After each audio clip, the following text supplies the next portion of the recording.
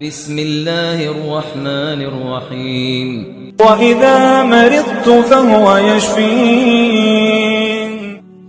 نرینہ اولاد کے لیے وظیفہ 3 عدد صاف ستھرے چھہارے لیں، ان میں سے ہر ایک چھہارے پر 100 بار یہ آیت مبارکہ پڑھ کر دم کریں۔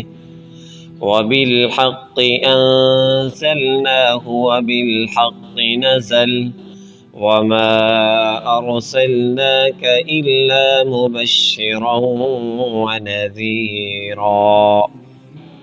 پھر ایسی گائے کا دودھ لیں جس کا بچھڑا ہو، یا ایسی بھینس کا دودھ لیں جس کا کٹا ہو، یعنی نر پھل ہو۔